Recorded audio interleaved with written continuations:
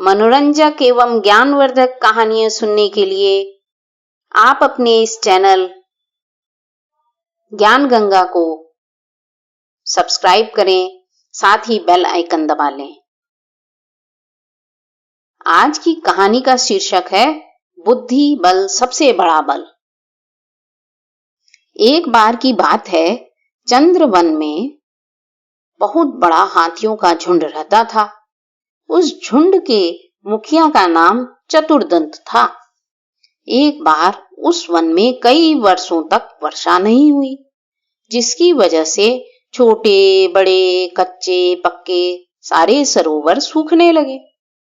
इसके फलस्वरूप प्रतिदिन कई हाथी अपने जीवन से हाथ धोने लगे।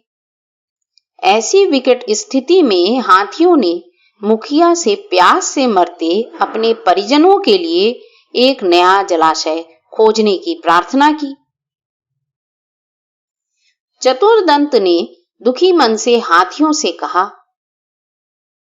मैं आप लोगों का दुख भली भांति समझ रहा हूं। हम शीघ्र ही कोई बड़ा जलाशय खोजने के लिए अपने दूत भेजेंगे। कुछ ही समय बाद चतुर्दंत द्वारा भेजे गए नियुक्त हाथियों ने आकर बताया, यहां से काफी दूर पर एक स्वच्छ जल से भरा बड़ा ही सुंदर सरोवर है। वह पाताल गंगा से निरंतर जल मिलने के कारण सदा ही हरा भरा रहता है। यह सुनकर चतुर्दंत अत्यंत प्रसन्न हुआ। अपने अन्य साथियों के साथ विचार विमर्श किया, फिर अपने झुंड के अन्य साथियों के साथ उसी समय उस सरोवर की ओर प्रस्थान कर दिया। रात भर चलते रहने के पश्चात प्रातःकाल उन्हें वह सरोवर मिल ही गया। सभी साथी उस सरोवर के स्वच्छ और गहरे जल को देखकर अत्यंत प्रसन्न हुए। उन्होंने जी भर कर वहां स्नान किया और पेट भर कर जल पीकर अपनी प्यास बुझाई। शाम होते ही अपने अपने निवास की ओर वे चल पड़े। जलाशय के चारों ओर मखमली घास से भरी भूमि पर खरगोशों ने अपना निवास बना रखा था। हाथियों के स्वेच्छापूर्वक इधर उधर घूमते रहने के कारण हाथियों के पैरों के नीचे आकर बहुत से खरगोश मारे गए और कुछ के तो हाथ पैर टूट गए। साथ ही उनके कई घर भी नष्ट हो गए। हाथियों के झुंड चले जाने के बाद बाकी बचे खरगोशों ने मिलकर एक सभा की। खरगोशों ने एक दूसरे से कहा, इन हाथियों का इसी प्रकार यहां प्रतिदिन आना जाना लगा रहा तो हम सब शीघ्र ही परलोक सिधार जाएंगे। अपने बंधुओं की चिंता से दुखी एक वृद्ध और बुद्धिमान खरगोश ने कहा, हाथियों को यहां आने से भगाने का एक ही उपाय है। हमारा राजा विजयदंत चंद्रमा के मंडल में निवास करता है। हमारा कोई एक बुद्धिमान साथी चंद्रमा का दूत बनकर हाथियों के झुंड के स्वामी के पास जाए, उसे चंद्रमा का संदेश दे कि इस सरोवर के चारों ओर उसके कुटुंबियों का निवास है, इसलिए हाथियों के पैरों से उनके कुचले जाने की आशंका है।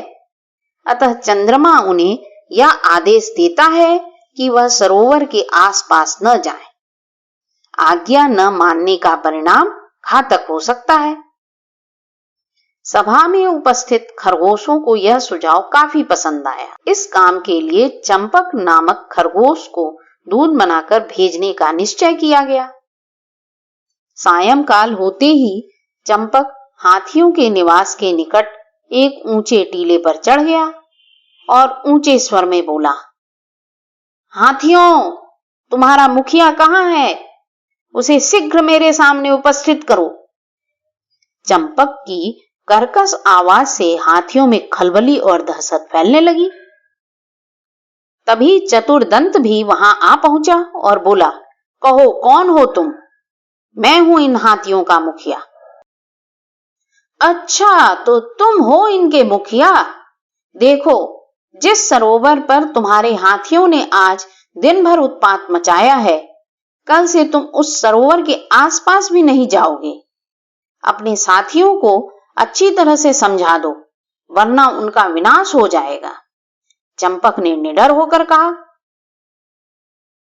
चतुर्दंत ने पूछा, तुम कौन हो? अपना परिचय दो। चंपक ने कहा, तुम मुझे नहीं जानते। मैं चंद्रमंडल का निवासी हूं और चंद्रमा का आदेश सुनाने के लिए ही तुम्हारे पास भेजा गया हूं।